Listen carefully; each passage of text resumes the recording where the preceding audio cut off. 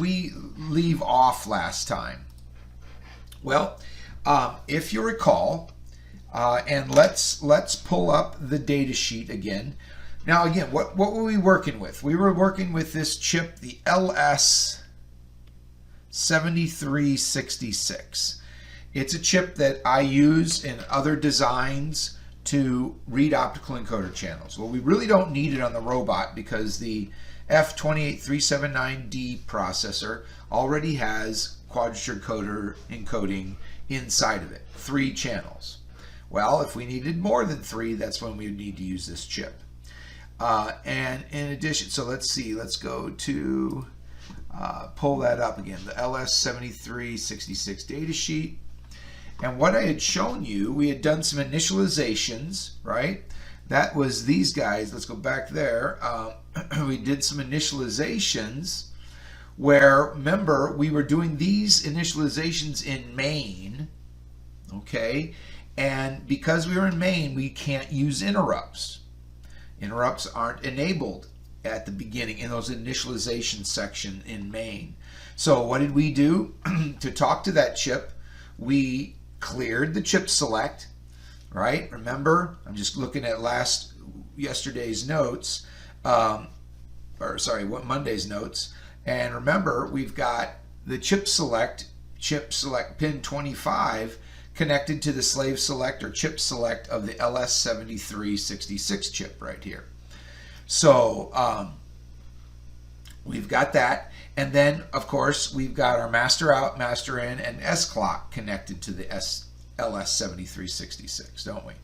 Okay, so that's what's sitting there. And what we've got to do to select the chip, we need to pull the chip select low. Great.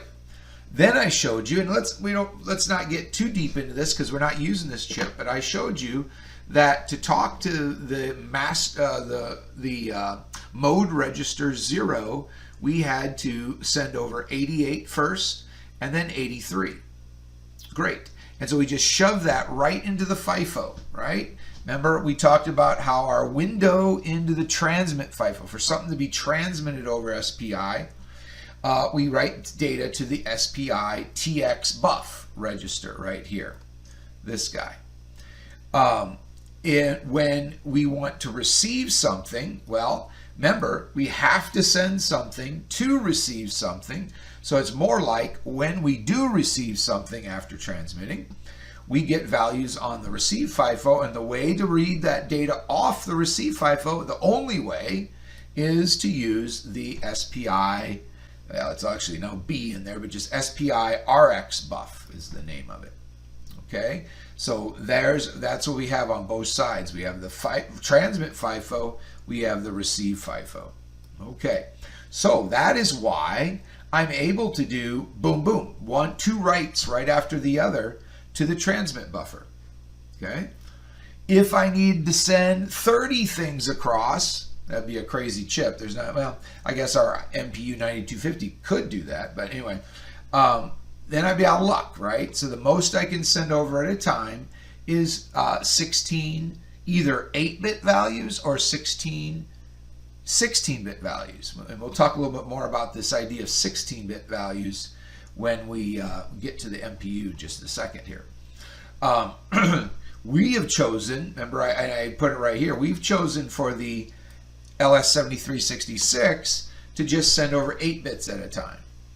Okay, and so that means 8 bits. So we're missing out on, since we could send 16, we're missing out on some of the capabilities of the FIFO. But for this chip, since we don't send a lot of data, it works out perfectly to just leave it at 8-bit chunks of data. Okay, all right. Next, all right, what do we do? We just sent over those 2. Now the issue is what? We've got to pull our chip select back high when we're done talking to the chip, right? So if we would just send to the transmit buffer right here, this part, if we would right here, this command, just send, and then right away pull the chip select back high, that's not giving the SPI time to get the data across.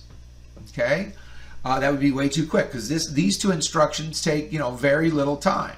Boom, boom, it's sitting in the FIFO. But we have to wait for the SPI to shift each of those bits out one at a time. And that's what you're going to see on the oscilloscope, those bits going across. Now, different numbers, but those bits going across one clock at a time. That's what we're going to see when you do exercise 3 and exercise 4, and then, of course, exercise 5 of homework, number 3. So great. So what do? This right here, this is saying, hey, when the receive FIFO, or if the receive FIFO does not, status is what this is, if the receive FIFO is not up to 2 elements, hey, keep on waiting. While loop here. It was just while loop forever until RX FIFO status equals 2. In other words, we're sitting there waiting.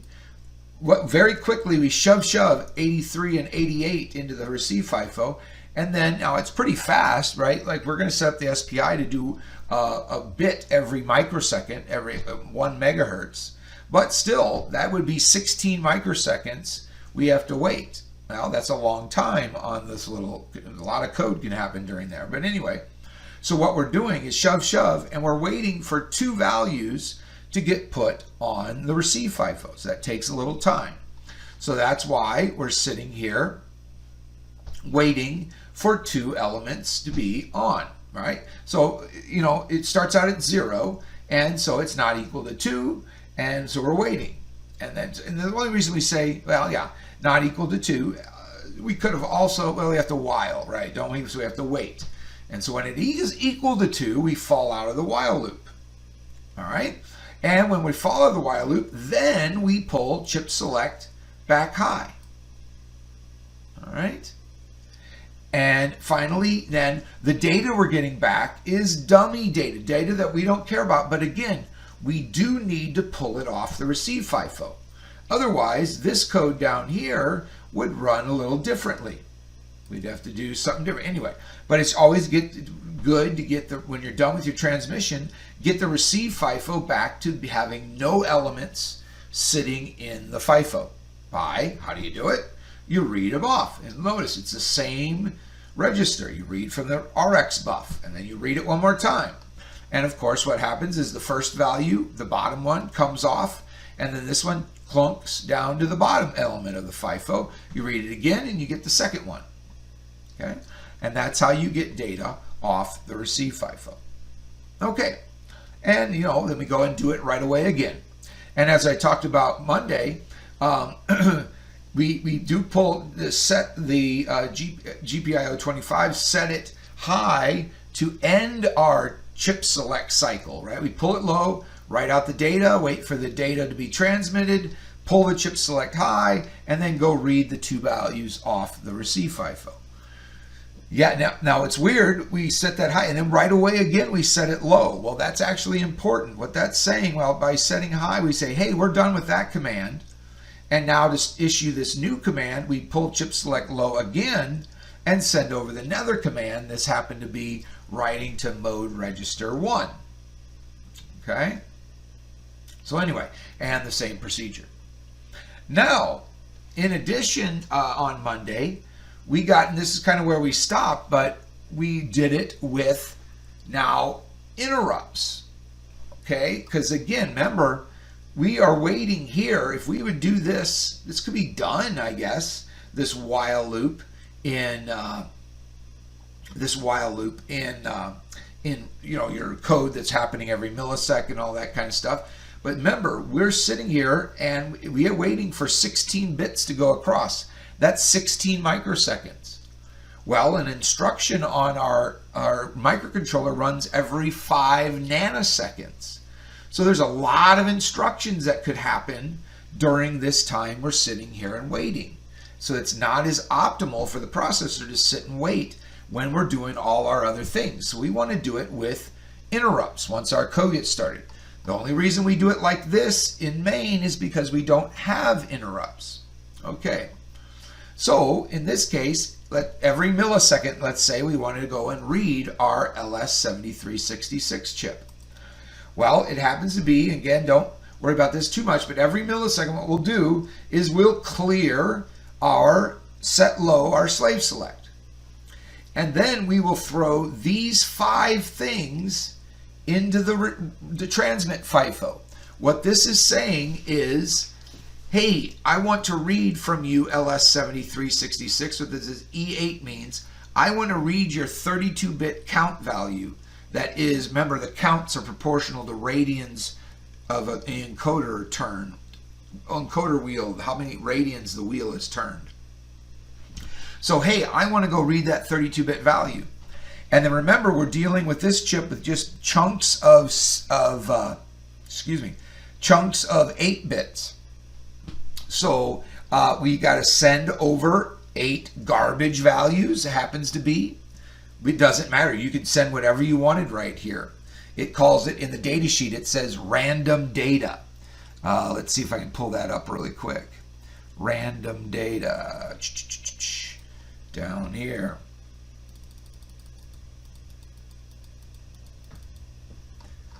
So, here's our command to read. All right, this is read counter. I think mine up above is the read OTR, but anyway, it's very similar. Read, and then send over random data. This is only reading 16 bits. We're going to do 32 bits. So E8, and then random data, well, we're sending zeros. Random data, sending zeros. And then we do 4 of those. Okay, so where'd it go? Am I? Notepad, OneNote.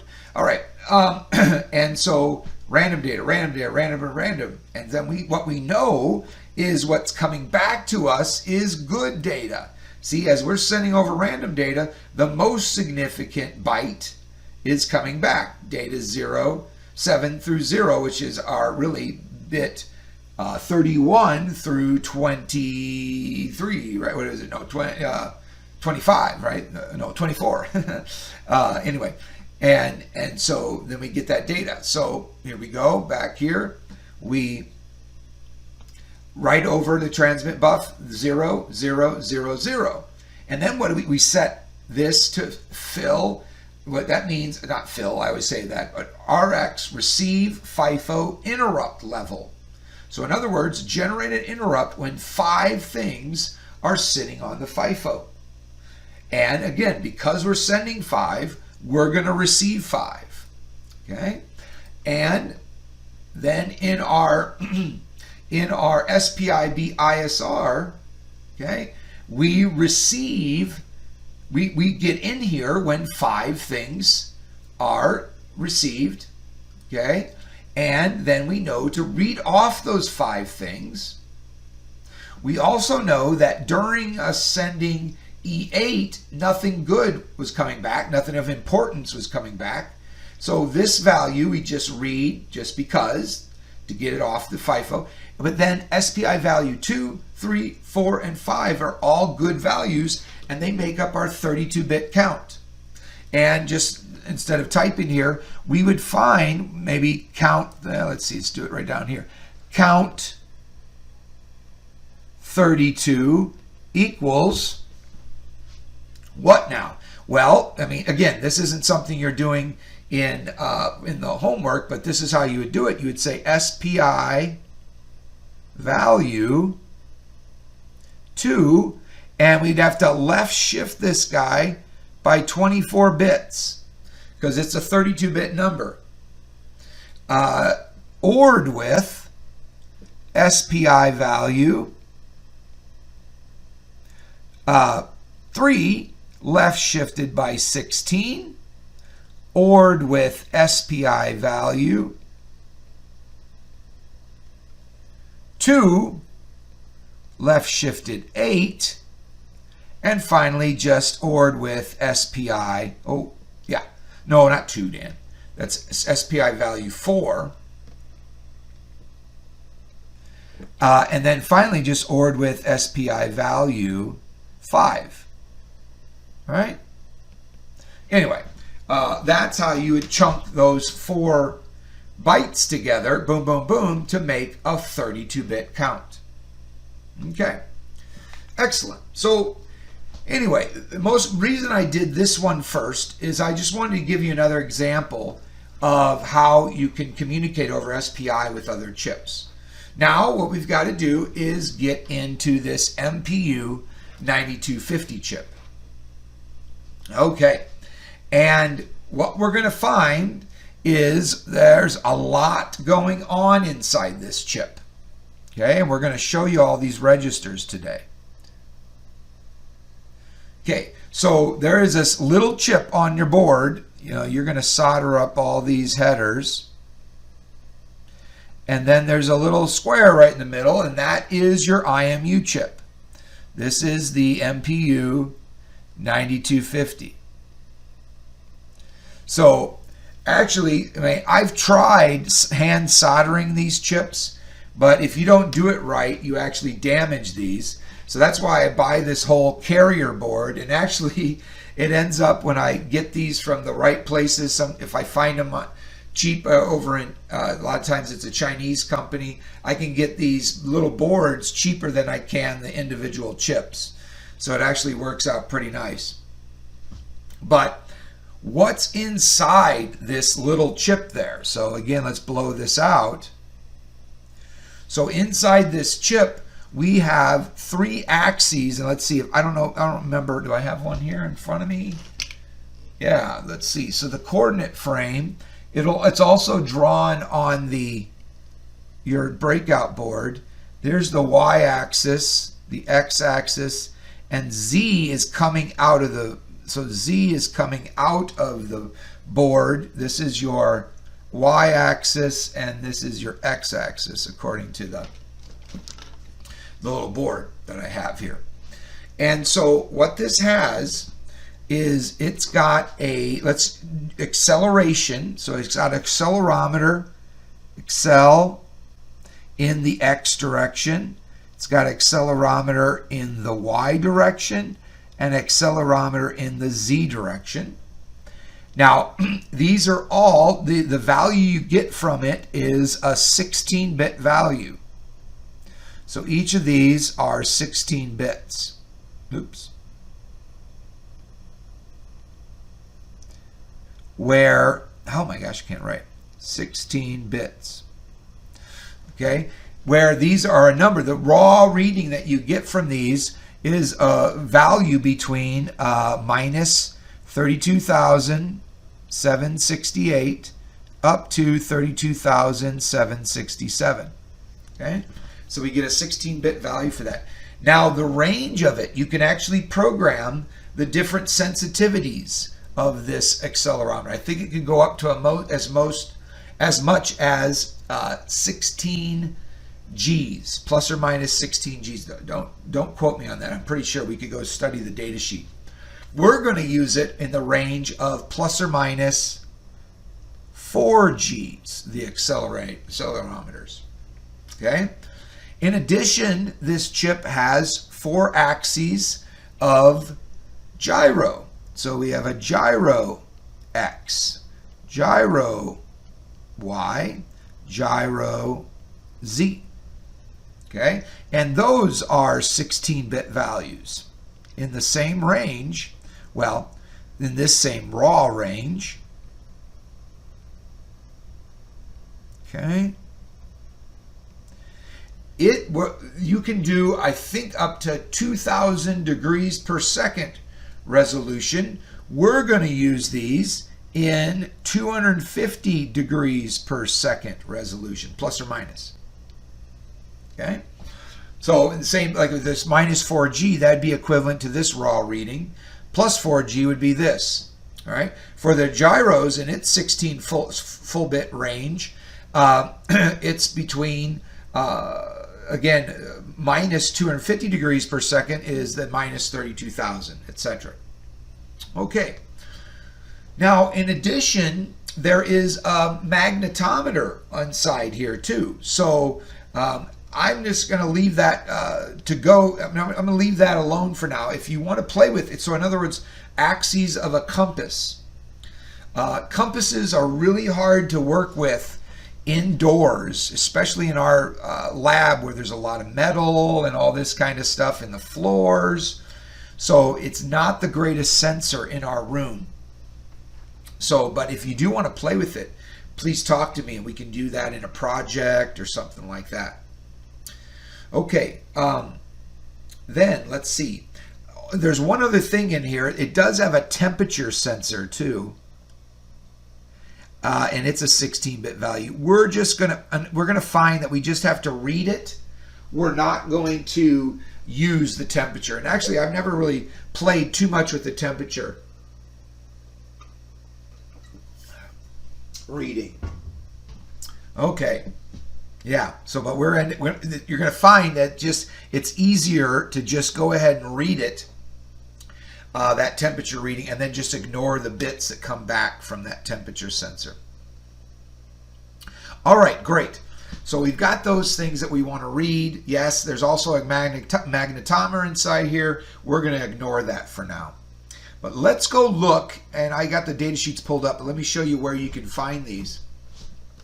So we're under the homework part, all right, the lecture and homework files page. And right here under homework 3, we've got the data sheet for the MPU-9250. You're going to see that we don't use the data sheet too much. It's more when you want to get into all the specifics of all the different details of the MPU-9250.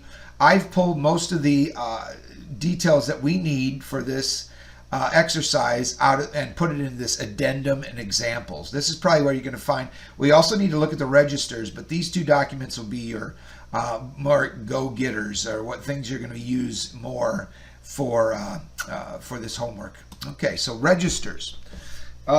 Notice there is a bunch. Look at all these registers that we've got.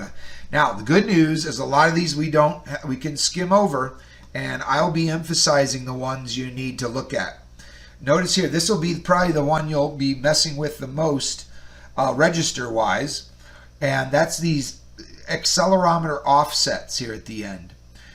These are the last couple registers. You're going to need to adjust these because every one of these MPU-9250s have slightly different offsets, well, maybe even wildly different offsets, just because, especially for the accelerometer, depending on how you soldered the device, and we didn't solder it, how it was baked on or whatever, when the manufacturer that made these little boards, it can cause a different offset for the accelerometers. So you're going to actually be adjusting these to make sure you can zero your accelerations. Okay, so that's that. And then we have all these extra setup registers. We're going to have you study, especially, where is it at? These 4 registers right here, the config, the gyro config, accelerometer config, and accelerometer config 2. Those will be the main registers you're going to try to understand in setting up these, both the gyro and the accelerometer. Okay, so that's those registers, and you're going to see that we need to write a number of different things to all these registers, and we'll get into that.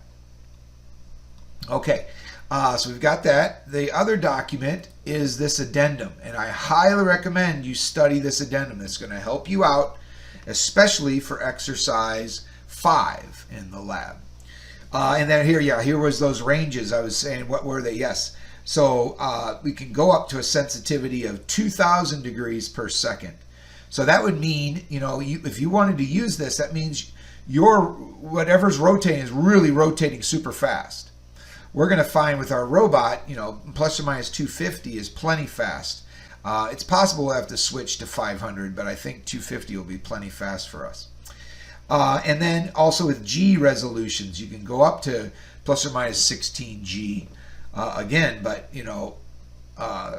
if you're going at a slow acceleration, this has a much poorer resolution, doesn't it? So we're going to go with this. 4G seems to work pretty well for us. Okay, so in other words, what I did here is I pulled out the important parts of the data sheet and put it in this addendum.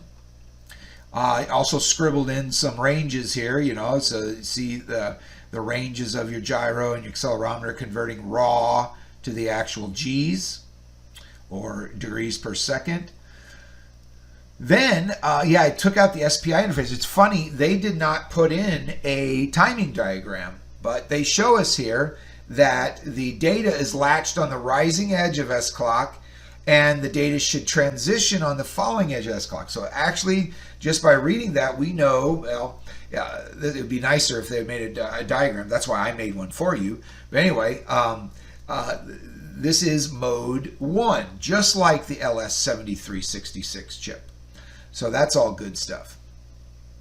Okay, and when we want to read data from the device, this most significant bit of the address. So this is interesting. So when we want to go talk, we either want to write to one of these registers up here. Where did they go? Sorry. And the other document. We either want to write to one of these registers, okay, or we want to read from those registers, okay? And after you pull chip select low, when you're talking to the device, the first thing you got to do is write over what address, and here we go, we can do hexadecimal or whatever, what address you want to read or write from first, okay?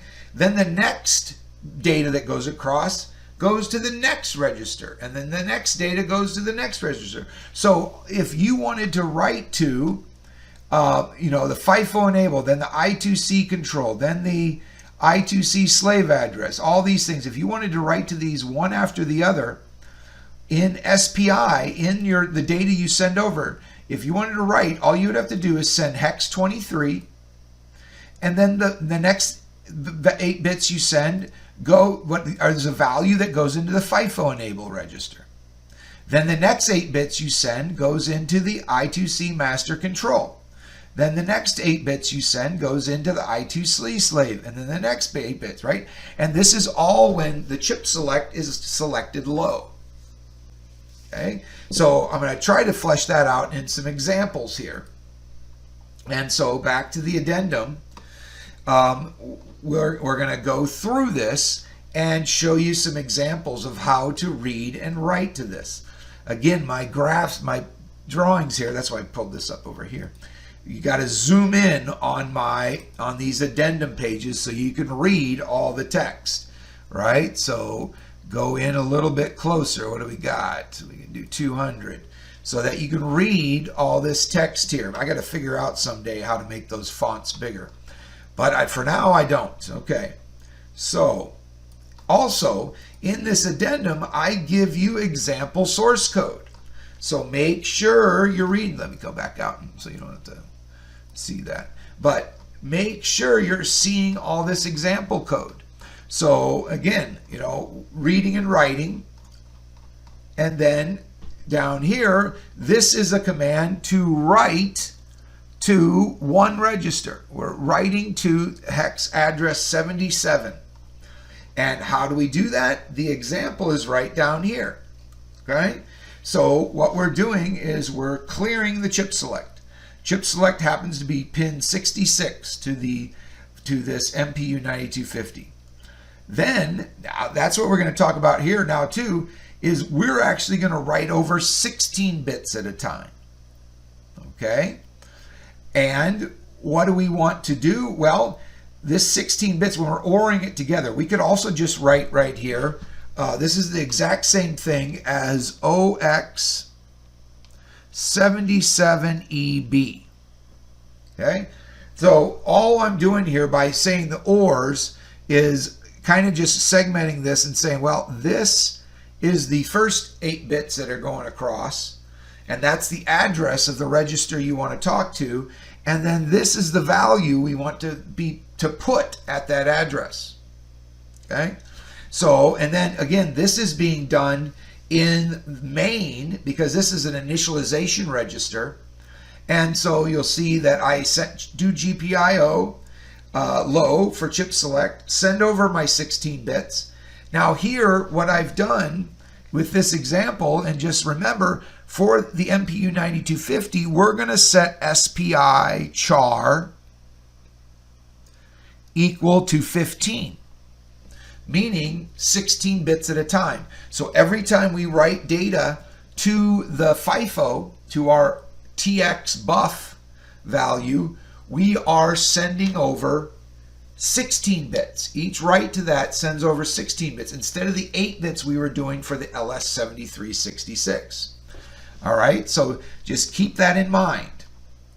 And then if we want to write to multiple registers, and so this one has us write to address 19, address 1A and 1B. Let me show you. So this little exercise here, and look at the code here. Definitely read through all this. I give you a lot of help here. Make sure to read through this as you're doing your code. But look here, to write to register 19 and to register, let's see, yeah, what we're doing here is, and again, this is the same, if this OR is confusing you, this is the same as writing 1913 0200. Those are the two 16-bit values we're sending. Okay? Now, what does that do? If we go look at our registers, we started at hex 19. So hex 19 is right here. So what we're saying is we want to write, in this example, we want to write first to address 19. Okay? Because the read bit's not set. We're writing to address 19. What are we writing to it? 13. So we happen to be putting in this, where did it go? Back to the registers. We are putting in this address sample divide or whatever, we're putting the value hex 13. And that means something to this divide. We'd have to go look at the data sheet what that means. Okay? In addition, what are we writing to the config register? Because right after that, we haven't pulled chip select high yet, have we? We pulled chip select low. We are writing out 19 and then we write 13. Now, because we have not pulled chip select low, the chip, the MPU-9250, automatically increments to the next register. So by writing another 8 bits across, we are writing 02, so hex 2, to the next register. And that is register 1A. And so we're writing to the config register. And then one more, we're writing 00, okay? That's the next 8 bits, and those 8 bits go into register 1B. So with that one instruction, we have written data to 19, 1A, hex 1A, hex 19, hex 1A, and hex 1B. If I had kept on going, we could have written to 1C and 1D. Okay? So we're always thinking about, and just because it just makes it that much more clean to talk to this device, we're always thinking about sending and receiving 16-bit chunks of data. So a chunk of 16, and then another chunk of 16 would be the next 2 registers. Another set of 16 would be another set of registers. That does make our lives a little confusing because we're writing over in 16 bits, but this chip, at least this table right here of registers, is talking about 8-bit chunks. But notice much of the registers, especially when we talk about offsets and our data, the data is 16-bit chunks. So for example, the gyro Z's offset, these 2 registers make up a 16-bit offset. And down here, when we start reading the actual readings of the accelerometer X, accelerometer Y, accelerometer Z, these are 16-bit values. So what we're going to do, and my examples here will show you, we need to devise a way so that when we go and ask to read these devices, we read them in such that the entire acceleration X values, the high byte and the low byte, are sitting in one of our 16-bit reads from the FIFO. We have to do it in the right order. Okay, so let's see here. Let's continue on with some examples. Okay, all right. Now, how am I doing on time too? Let's see here. Do I have a time? Yeah, so okay, that's not too bad. All right. So, where am I going here? All right. First thing, let's go look at the example code that I give you, or the code I give you for initializations. I copied that already into Code Composer here, just so we can see it. Now, what it's asking you to do is set up SPIB's initializations, or whatever. Write the code to finish up this. So you'll see here the different steps you go through. So cut and paste here the initializations you did for part 3, just to kind of get it all into one spot. And then here, all right, this, I think I'm going to come back to this, but know that you will not do the following. You will not, let's see here, let's take one down here. Right here, this is an initialization that I give you. Notice what happens. Some of these registers down here, when we start getting to the bottom, they skip spots. So hex 38 is a register, and then they skip 39. So I don't know what 39 is reserved, so usually when you see that, you don't want to write to those reserved registers. So I can only write one register at a time up here because it skips between 38 and then 3A, and then it skips way down to 64, and then skips to 67. So in this area, since they're not consecutive, one right after the other, the register addresses, I just talk to one at a time. And so I pull chip select low, I write out what register, 38, that I want to talk to, and then I write the value I want to put at 38. Then again, since this is initializations, we're up in main, I sit here in a while loop waiting for the FIFO status, receive FIFO status, to say, hey, I've got one 16-bit, in this case, 16-bit value sitting in the receive FIFO. So then when I see that, I pull chip select high, and then I go read it. Now, we're just sending data across. We're just doing initializations of those registers. So the data coming back doesn't have any information in it. So we just read it and discard it. That's why we read it into temp. Okay. So that's great. But now when you get to reading this part right here, up above, Control C, I'm just going to put it up here. When we get to this part, I'm asking you to write to all these registers in order. Okay, I'm asking you to write to 13, then 14, then 15, 16, 17 hex, all the way down. And I give you the value I want you to write to each of these registers. Okay, and so what I want you to think about, I want you to go and think about this example I just showed you. Where did it go? We'll go to my PDFs. So this example right here that I showed you, look what I didn't do, right? I want to write, sorry, wrong diagram, right down here. I want to write to address 19, address 1A, and 1B. Notice how I only had to write out address 19. Then the value that goes to 19 is this one right here, 13. The value that goes into 1A is this, 02. The value that goes into this is 03. Notice I did not write, and this is what I don't want you to do, I did not write this. This is what you're tempted to do.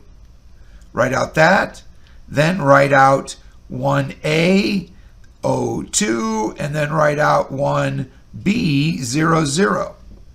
Okay? That is not the way you do it.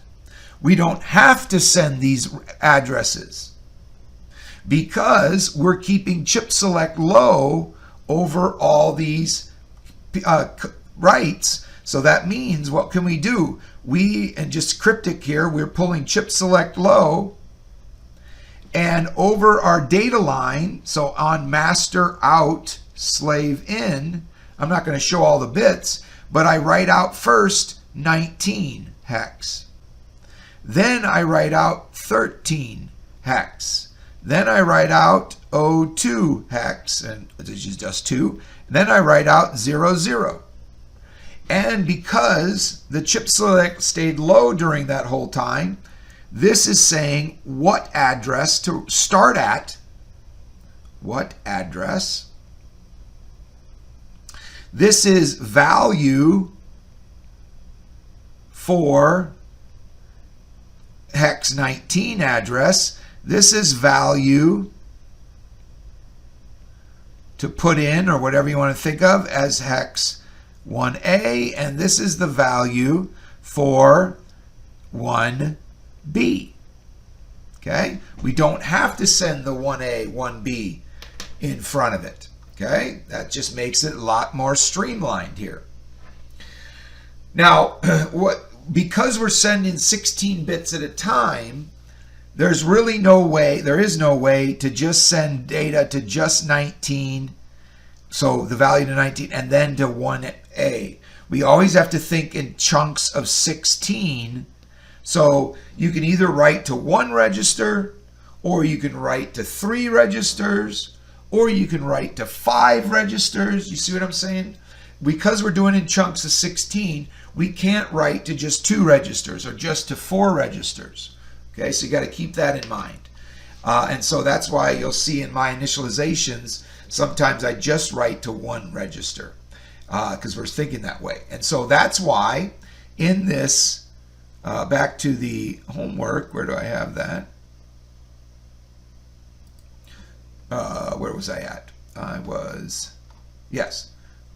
This is the addendum. Where was I at with that? We were on here, right here, with the initializations, right? Set up SPIB. Notice here, I am asking you to write to 1, 2, 3, 4, 5, 6, 7, 8, 9, 10, 11, 12, 13. So it's an odd number, so that's going to work in chunks of 16. So again, this is not, right? You will not do the following. Not write out, let's say write out OX13. Yes, you'll do that first. Well, I'm sure it should say not to that. So let's say here, yes, we will write first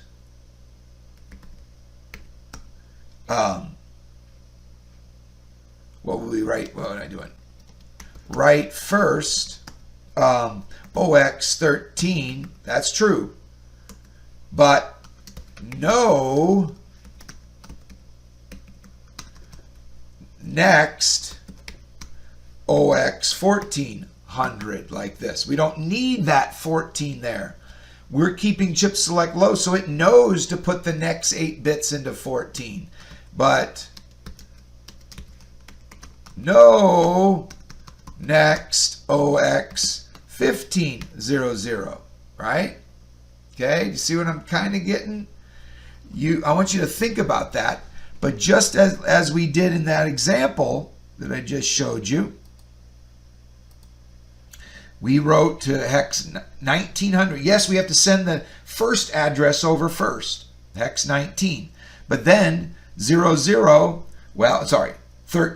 hex 1913, because those are ORed together. The 13 goes to the first register, 02 goes to the next register, 00 to the next register. Okay? So really give that a thought. And I think by looking at this example and going back, you'll figure out what you need to do there. Okay? Back to our code. All right. And then in the same way, I want you to write to register 23. Start at hex 23. And send to that one 0. Then write 24, which is just the next 8 bits. We don't have to write the 24. We're going to send 408C together, and that 16-bit send will then go to 24 and 25. And then 0288 will go to 26, 27, and again, it's an odd number because, right, this is a 16-bit transfer to say address 23 and then the 8 bits to write to 23. And then writing to 24 and 25 is the next 16 bits, boom, boom, these two end values.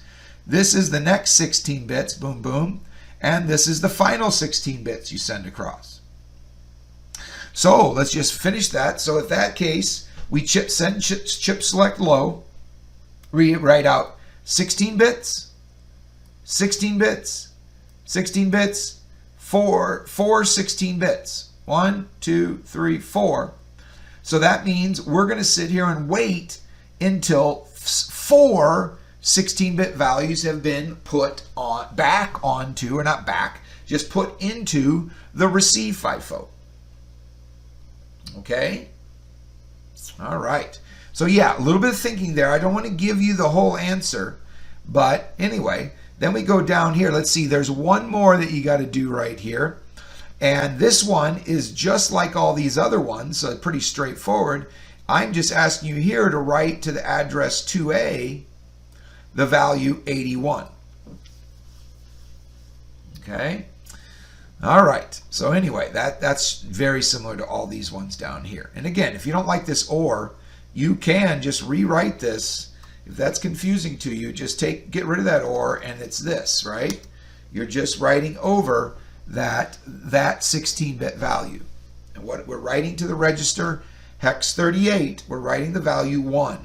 And how do you know what that means? You go to the register map and see what 01 means. Okay? All right. I know, a little confusing, and so give it a shot, ask some questions, all that kind of stuff.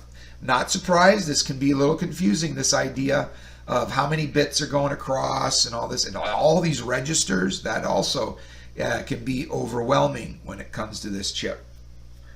All right, now the last thing we need to talk about is actually reading the data every 1 millisecond. Now again, I give you a good example in this addendum. I don't give you the exact answer to this, but I give you 2 reading examples. And we actually I give you a reading example also in exercise 4 of the assignment of the homework. So this is reading 1 value. Let's go and read 2 values, the second one. Now, notice what I do here. This is a little different. Notice there's 2 places in code. Okay, so let's see. In your timer, and then inside the SPI interrupt. There's 2 places. So in other words, we've got to initiate the transfer of data at a certain rate.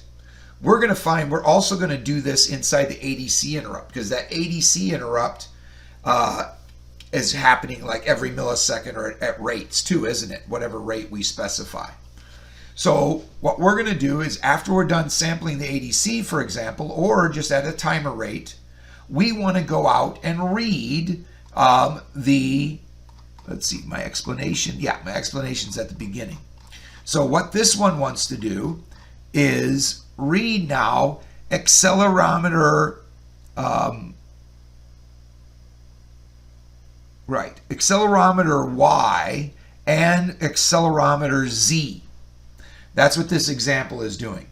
Of course, I just didn't want to give you the answer, right? But what we're going to be doing is reading accelerometer X, accelerometer Y, accelerometer Z, and then actually the temperature sensor happens to be in between there. So then we're going to read the temperature sensor, and then still we're going to read then gyro X, gyro Y, and gyro Z.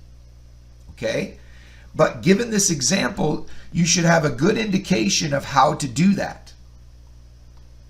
And so again, read through this, all my explanation here, and then ask questions. if you have some, okay? But the gist of it is, all right, look at this. If I want to read, the two accelerometers, accelerometer Y and accelerometer Z, I claim this is the way to do it. And again, what is my method? What am I trying to, my goal here? Let me show you. So again, we pull chip select low. We want to talk to it. But again, this is happening inside the timer, not in the main where we're initializing. So there's no while loop involved here, right? So this is two places of code. So inside your CPU timer, pull chip select low. And then we're going to say, give me an interrupt. Interrupt me when there's three 16-bit values sitting on the FIFO, the receive FIFO. Now, what's going on here? You remember this? If we go back to the, actually we got to go up. Remember this? So when we're reading, the address we want to talk to is in the lower 7 bits. Whether or not we're reading or writing is this upper bit. When we're reading, that needs to be set to 1.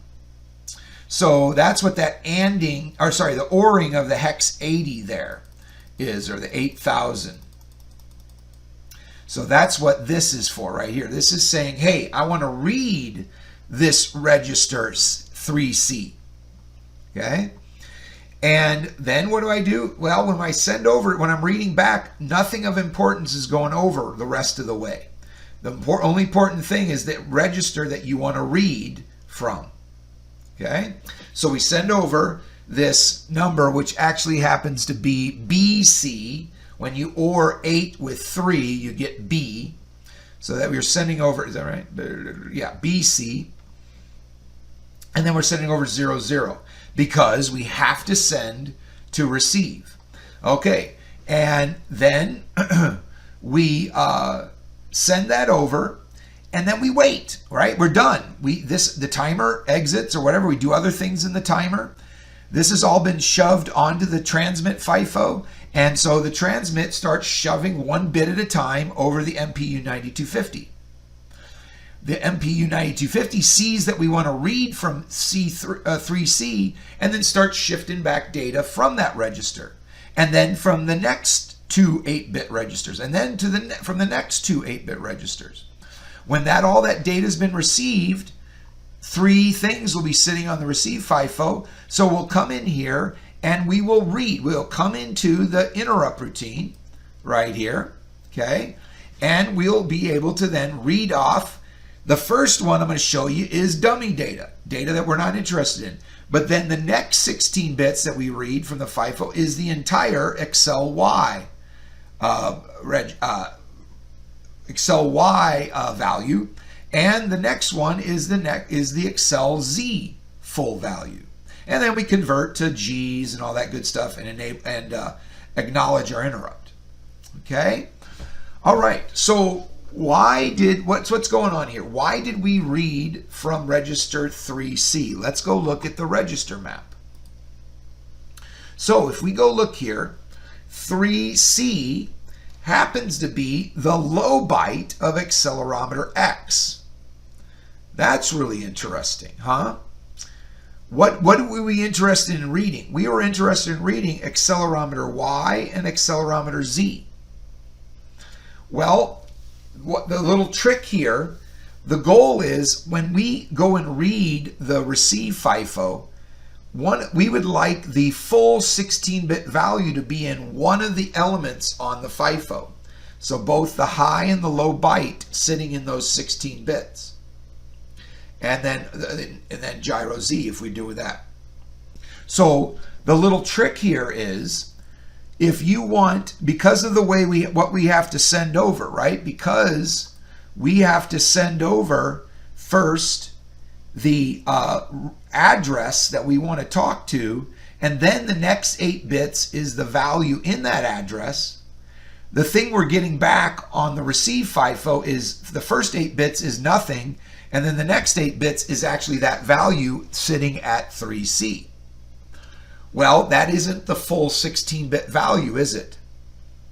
So the little trick is, what I'm doing is, if I want to go. If I want to read, like I did here, accelerometer Y high and low, and then accelerometer Z high and low, and that sit in a 16-bit element of your FIFO, you have to read the address 1 byte ahead first, and then discard that one. So that's exactly what I did. I said, hey, I want to read 3C, and it did send it back to me, but those 16 bits, that first 16 bits, I discard. And then the next 16 bits I get will have accelerometer Y high and accelerometer Y low in those 16 bits. And I just read it and boom, that's my accelerometer Y. And then same for accelerometer Z. Read that, boom, I've got the full accelerometer Z. So that's what I'm getting at when I explain, hey, I want you to go and read, what am I going to ask you to do to read every millisecond? I want you to read accelerometer X, accelerometer Y, accelerometer Z, temperature, gyro X, gyro Y, gyro Z. So what is that going to entail? What register do we need to read first so this works out nice and smoothly? So that this accelerometer X value is sitting in a full 16-bit value in the FIFO. That means, I'm going to give you a hint, I'm going to give you a big hint, or give you the answer really in a sense. I want you to read 3A first. And we don't care what the interrupt status is. We're just going to go read it. And then what, again, with one chip select. Remember that. So if we go back to, where was I at? This is all happening, right? For this example, GPC clear, we're clearing 66. It's staying low. So as long as that's low, we only need to send over, first thing we need to send over is the address, and that we're reading. But then once we keep that low and we keep on reading in, sending over zeros, sending over garbage, but while we're sending that over, we're receiving in values, right? We will receive in another 16 bits and then another 16 bits. And then again, once the FIFO interrupt level is at 3, then we get into this into this interrupt routine and we pull chip select high. Okay? So back to this again, you're going to be told when we want to read all these readings, we're going to read address 3A first, and that'll be one 16-bit value that we need to send over and receive. Then a second 16-bit value, a third, a fourth. Yes, we're going to go ahead and read the temperature. Might as well. It's all in our sequence. A fifth, a sixth, a seventh, and an eighth 16-bit value. That's what we want to read. So if that's the case, let me stop giving you all the answers, but what would we set? Golly, get confused where my stuff is. What would we set then, question mark, RX FIFO interrupt level to? Then you also have to think about what values that you read off the receive FIFO have the correct readings in them, which is the accelerometer X, which is accelerometer Y, Z, gyro X, gyro Y, gyro Z, because we got that temperature sensor in there that we have to remember where that's located. Okay? And then we convert those all to G's or degrees per second, and we've got all our readings from the gyro. Okay. So that was a pretty long lecture. I'm going to pause it here just for a second so I can get ready for the PI control. But yeah, I went 10 minutes over. That's not too bad. Hopefully that really helped you for getting this exercise, especially exercise 5 done for after break. Anyway, that's when it's due. I'll maybe review it a little bit on Monday when we get back from break, but that was pretty much my lecture there for the SPI to the MPU-9250. All right.